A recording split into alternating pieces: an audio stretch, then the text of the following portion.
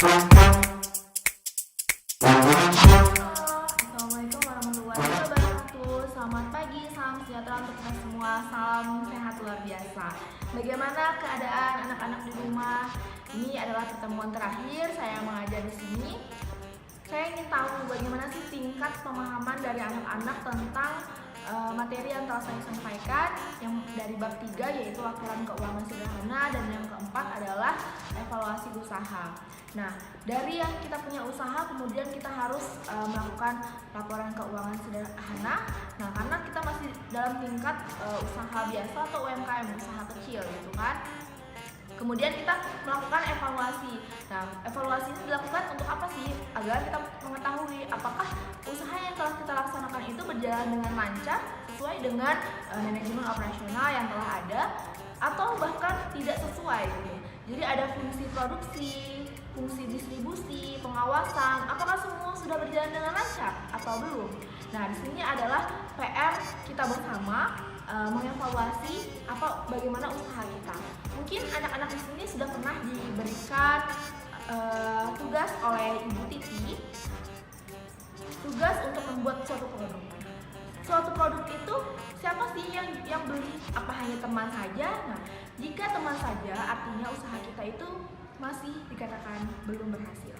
Kenapa? Karena usaha yang sudah berhasil itu apabila yang membeli atau konsumen itu dari orang lain.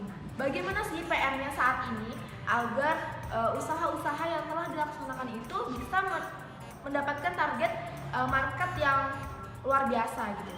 Jadi beberapa contoh produk, misalkan yang pertama dalam bidang kuliner. Kalian bisa bikin Instagramnya, kalian posting makanan yang enak, kemudian kalian sewa endorse misalkan 100.000 kepada selebgram, kemudian dari situ kalian bisa dapat konsumen-konsumen baru gitu. Jadi bukan hanya teman-teman di kelas kalian. Kalau teman-teman kalian di kelas nggak punya uang, terus siapa yang membeli produk kalian? Dan artinya produk kalian akan sepi karena waktu itu nggak ada yang beli kecuali teman kalian pengen lagi. Berarti belum baik usaha kalian. Kemudian yang kedua contohnya perhotelan kan.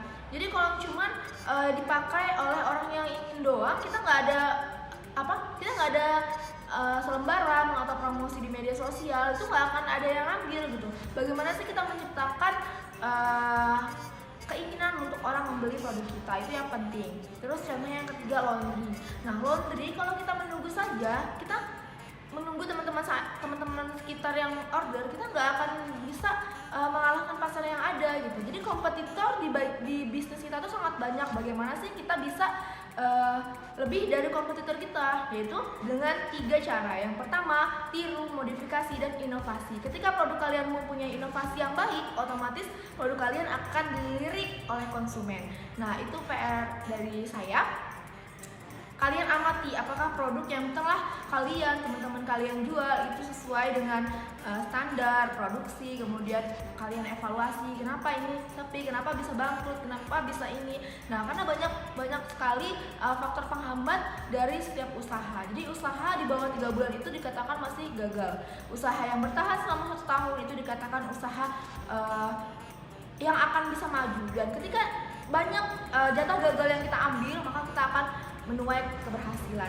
Jadi buat anak-anak di sini yang udah pernah buat produk, ayo kembangkan. Buat Instagramnya, follow teman kalian, follow orang banyak. Di situ adalah PR kalian agar semakin berkembang. Nah, di sini media sosial sangat dibutuhkan di masa-masa pandemi.